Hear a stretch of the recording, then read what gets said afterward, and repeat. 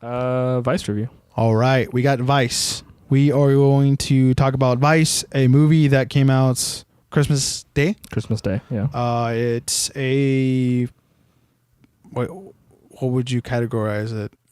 Like a I don't know if biopic is the right word. Yeah, because it's like even in the beginning they said like this is some of this is based kind of true, and then I guess technically it's a biopic. yeah, I think by Hollywood standards it is. But in the beginning it said they did their best effing job to make a story out of this, kind of annoying, which is interesting. So it's a biopic of Dick Cheney. Google says drama/history as the genre. Okay, drama/history is the drama, or is the genre. Drama. I said drama twice.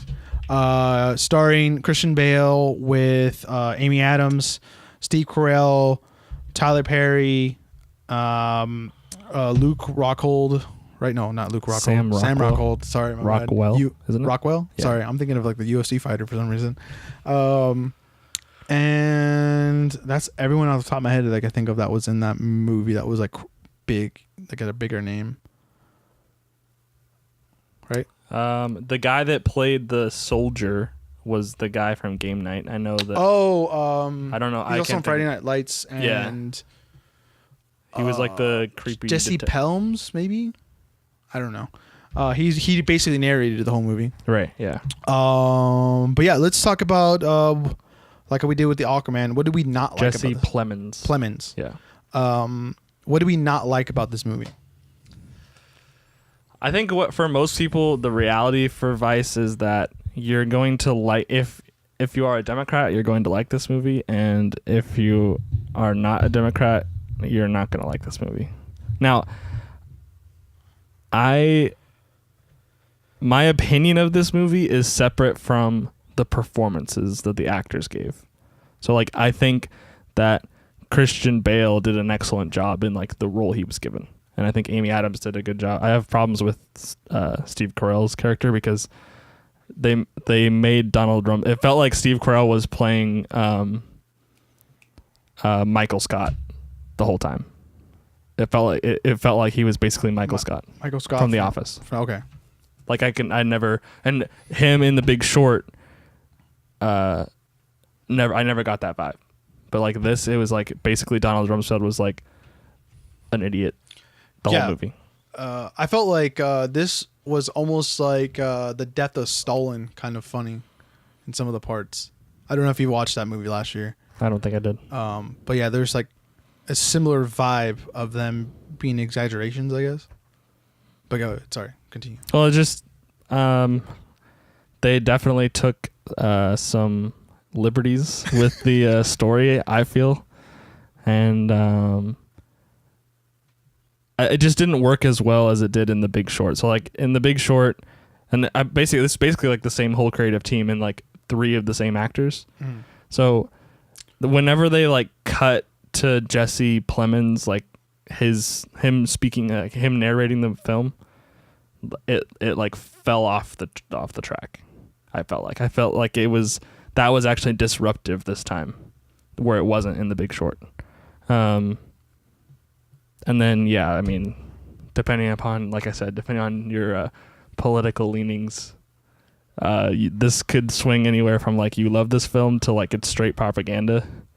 And like I'm pretty good ways towards like this, especially like what Jesse Plemons is saying in the narration, like that's straight propaganda, in my opinion. My gripes, I guess, were they could have taken a chance like they did with The Big Short. There was like a certain tone to it that like fit in a way, like throughout the whole movie. And you got like a weird kind of because like Ryan Gosling was the one that basically narrated that whole movie, but he also was like a main character that interacted with all the other characters. Mm-hmm. But it felt like everyone knew their part in that movie well enough to where it felt like all that was real. Like there wasn't any kind of like humor to where, not that I don't know how to explain it. It just didn't seem it didn't feel right, I guess. The only humor, I guess, was what Ryan Gosling's character about him, like, I made $57 million this year or something like that. How much did you make or something like that? Like, you know what I mean? When he's being a dick, but it's funny. Yeah. But like this one, it was like Steve Carell coming in, and he was kind of. I felt like it was probably an exaggeration, if anything. No, it for sure was. It just like to me, it basically felt like that was Michael Scott like cosplaying as Donald Trump's. Yeah. And then, like, I mean, Tyler Perry's character was like serious the whole time. Even like, yeah, everyone besides Steve Carell's character kind of just fit almost in a way. Besides, yeah, and like his performance was just like kind of like it didn't really make any sense. His character, like the way they portrayed Donald Rumsfeld the whole time, was like he was just not nonchalant's not the word, but it was like, oh, this is just like the way it is, sort of thing. I get what you're saying, but it didn't fit. I felt, yeah, it didn't fit his character did not fit the tone that they gave the rest of the characters. Yeah, exactly. That was probably my like kind of complaint, but I like Steve Carell and I like the way he does like that kind of character, so I kind of stayed with it, I guess. But it didn't like make the movie like completely just unwatchable or something like that. You know what I mean? Yeah, the soldier part was kind of interesting because obviously like you didn't know what he actually said or anything like that. You didn't even know his like political leanings or anything like that, I guess, because like he was a soldier. Who knows? Maybe he actually liked Dick Cheney for some reason. You know what I mean? So just the way they portrayed him, because they assume it's like that. It's like more anecdotal than actual factual. So like when you watch this movie, like don't believe anything like that's completely true. I would totally like fact check it, obviously. So I think my favorite part was like not watching this movie, but reading the comments about it when we were at Costco right before because we went to go eat, and you were like, dude, let's go to Costco. I was like, oh yeah, let's go. And like we were looking at the comments and just stupid people already like saying like, I'm not gonna give my money to this Republican or something like that. I was just like, they have no idea. What the dude, go watch this movie. You're gonna have a great time. I know. You have no idea. But yeah, I mean, I don't have a problem with any of the performances. I thought they're all neither do I. Like I don't agree with like how they portrayed. There were just like a lot of things that rubbed me the wrong way, like just how they portrayed certain things. But the acting itself was good for the most part. Yeah, and then like the way they portrayed like George Bush, I was just like, I know he's probably a little, dumb, but he's not completely out of it. And the ones that stood out to me were definitely Bush, Scalia, and probably just those two mainly. I mean, obviously the movie focused on Dick Cheney, but yeah, those two in particular, I think, kind of got the short end of the stick. Yeah, but it's you're entitled to your opinion, but is it what actually happened? Maybe not. Probably. This movie's gonna be really hard to kind of be objective about, I think. Yeah, because it's not true. Obviously, I mean, some of it, like the events that happened around it. The reality is definitely in the middle somewhere. But like, also the funny thing was just like the things that we were laughing at, that no one else was laughing at in the theater. Like when they when they pinned everything on Dick Cheney for ISIS and everything, I was just like, you laugh so loud. I was like, dude, that was hilarious. At that point, well, like, it only took me about 20 minutes to be like, okay, this is gonna be like funny, but funny because they're wrong. But also, or ignorant, at least at best, ignorant of some certain facts. Yeah, and then at the end, right before he gave his little monologue to end the movie. It was like right before that where they just had like a whole like montage of things, and they had just things from like 2018 that I was just like, had like California wildfires. Yeah, it was. That happened this year. Like right, I don't understand what he has to do with any of it. But the implication is that because in the movie it's that they are the ones that changed the definition from global warming to climate change. Oh, okay. And so it like people aren't as alarmed anymore because it's climate change now. So they allowed all these other things to take place. And now we have more forest fires because... We don't have more forest fires. We have more forest fires because we prevent forest fires.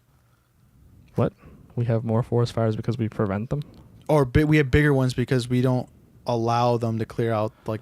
Well, in the state of California, you're like not allowed to cut any tree down even if it's dead. So basically that's exactly why. The whole of our forests are like tinder boxes. We might as well just like dump matches all over the ground in every forest. When I think it was in the 50s or 60s they figured this out. I forgot what scientists were.